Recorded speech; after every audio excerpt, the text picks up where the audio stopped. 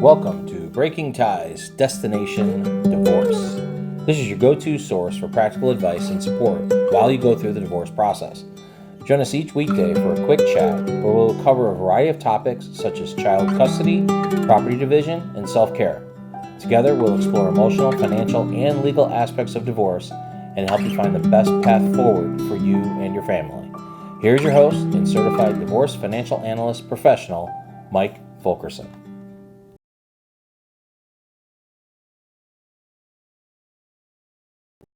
Hi, and welcome to the Breaking Ties Destination Divorce podcast. I'm your host, Mike Fulkerson, financial advisor and certified divorce financial analyst professional. And today we're talking about appealing a judge's decision in a divorce case. As you and I know, divorce is very challenging, both emotionally and physically. And sometimes the outcome may not be what you expected. But what can you do if you disagree with the judge's decision? That's what we're going to discuss today. Now, to start things off, it's important to understand what an appeal is. An appeal is a request to a higher court to review and potentially change a lower court's decision. In a divorce case, the lower court is typically the trial court, and the higher court is an appeals court. But it's important to note that appeals are not automatic. You have to actively pursue an appeal and make a request to the higher court. And there are specific time limits for when you can file an appeal. So it's important to act quickly if you're really going to consider one. So what decisions can you appeal in a divorce case? There are several key areas that are commonly subject of appeals, including property division, spousal maintenance, child custody, and child support, in addition to attorney fees. If you believe the trial court made an error in its interpretation of the law or applied the law incorrectly, you may have grounds for an appeal. If you believe that the trial court made an error in its interpretation of the law or applied the law incorrectly, you may have grounds for an appeal. You can also appeal if you believe the judge's decision was not supported by the evidence presented in court. The appeals process can be complex and time-consuming, so it's important to have a clear understanding of what you're getting into before you file an appeal. The first step is to file a notice of appeal with the appeals court. This is typically done within a certain time frame, which is usually 30 days from the date of final judgment. Next, you'll need to prepare a written brief that lays out your arguments and explains why you believe the judge's decision was incorrect. This can be a detailed and technical process, and it's often helpful to have an attorney assist you.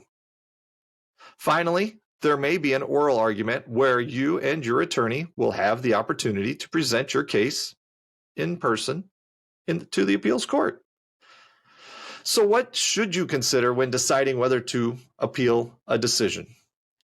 First and foremost, it is important to think about the likelihood of success. An appeal is not a guarantee that the decision will be changed in your favor. The appeals court will typically only overturn a decision if there is a clear error made by the trial court. You should also consider the cost and time involved in the appeals process. It can be expensive to hire an attorney and prepare an appeal, and the process can take several months or even years to complete. Finally, it's important to think about the emotional toll an appeal may take. The appeals process can be stressful and drawn out, and it may not be worth it if the outcome is uncertain. So there we go, a basic overview of appealing a judge's decision in a divorce case. If you're considering an appeal, it is important to seek the advice of an attorney who specializes in family law and divorce. Thanks for tuning into Breaking Ties Destination Divorce. Should you have any questions on today's topic or other financial planning issues, feel free to reach out to me using the information in the description. I'm always happy to help any way I can. Divorce is not the end of your story. It is the start of your next great chapter. Take care.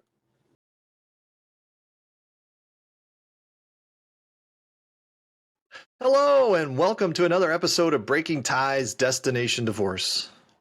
I'm Mike Fulkerson, financial advisor and certified divorce financial analyst professional. And we're going to be navigating the emotional landscape and checking in on perhaps our most precious cargo of all, our children. Divorce is such a challenging expedition, and as adults, we're better equipped to navigate this emotional terrain.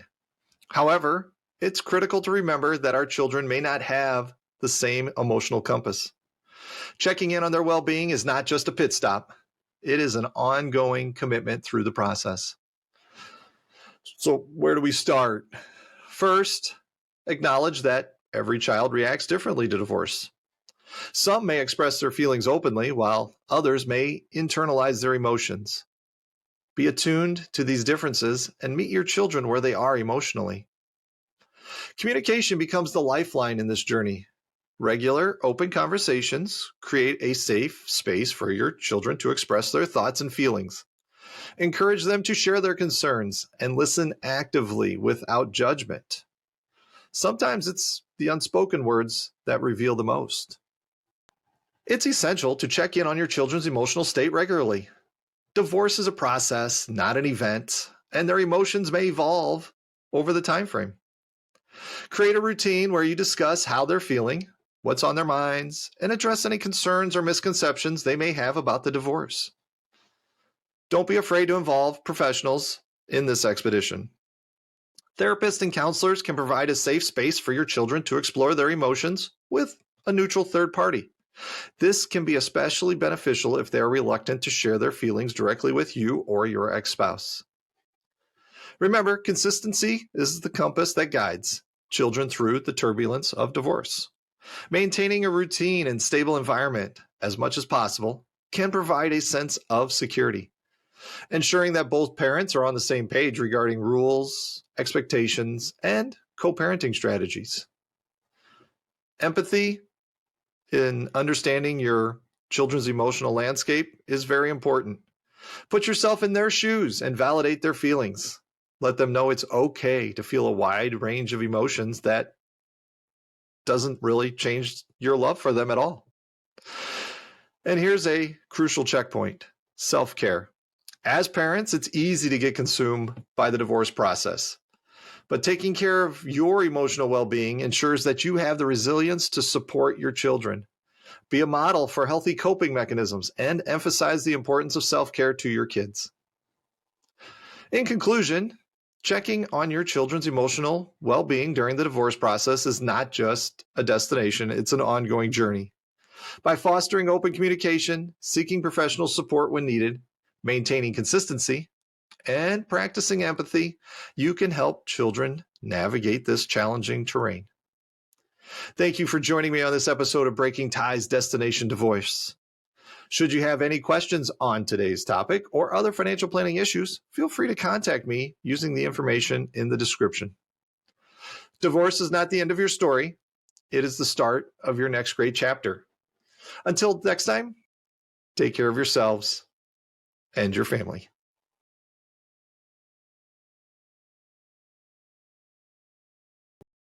Welcome to another episode of Breaking Ties Destination Divorce. Today, we're going to talk about an often overlooked aspect of divorce: using life insurance and understanding its role in protecting spousal maintenance or support. I'm your host, Mike Fulkerson, financial advisor and certified divorce financial analyst professional. Now, when a couple decides to divorce, there are many factors to consider. One of the most important is how to protect future financial support for a spouse that receives spousal maintenance. This is where life insurance can come into play. In a divorce settlement, the higher earning spouse may be required to provide spousal support to the other spouse. And it could be for a short time or a long time. It just depends on the length of the marriage. This support is meant to help the other spouse maintain their standard of living after divorce. The goal of the divorce is really to make things fair, and this is one of the ways of making standard of living fair.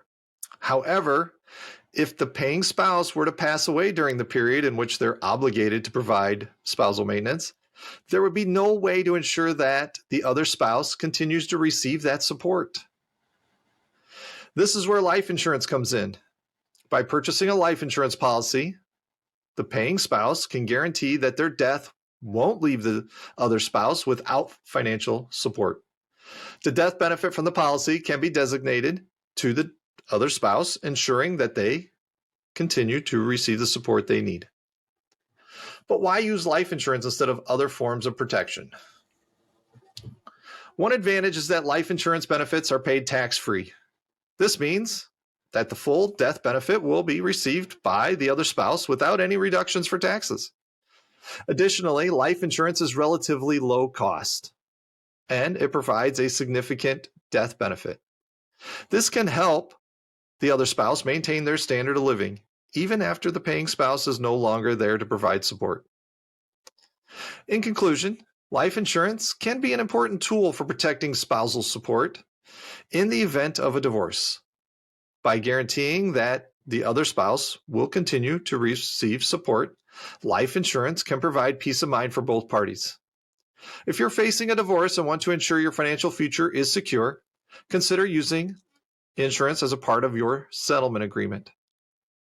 Thank you for tuning in to today's episode of Breaking Ties, Destination Divorce.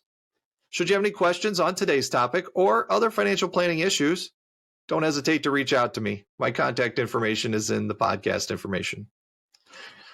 Divorce is not the end of your story. It is the start of your next great chapter. Take care.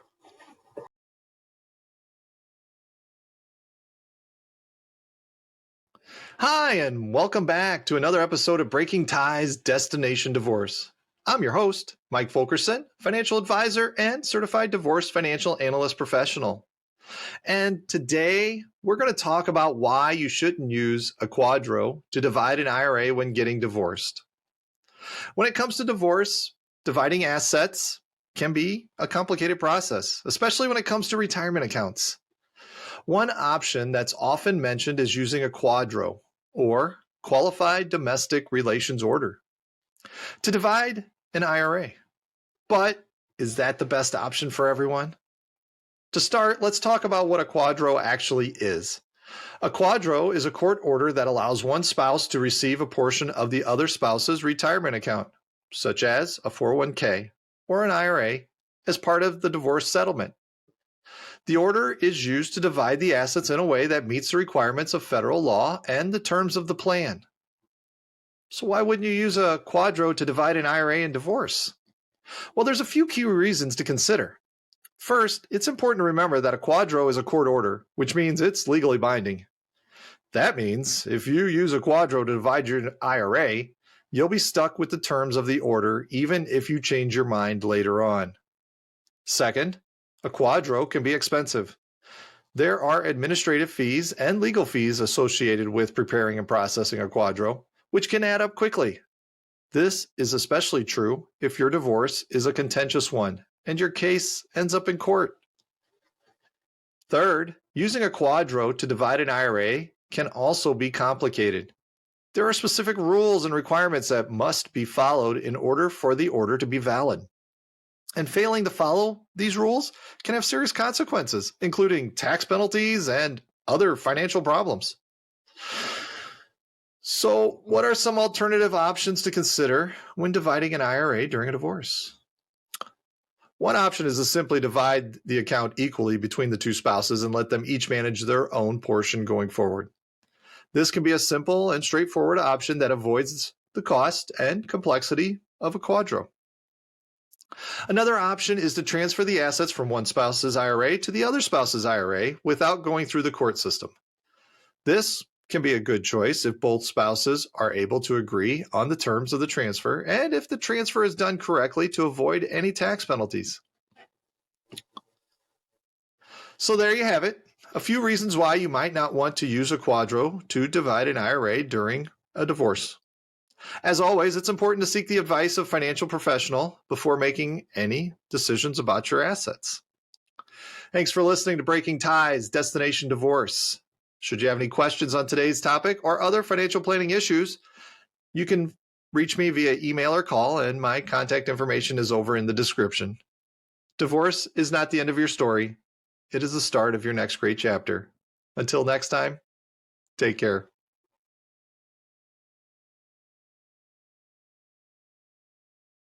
Good day, and welcome to this episode of Breaking Ties, Destination Divorce.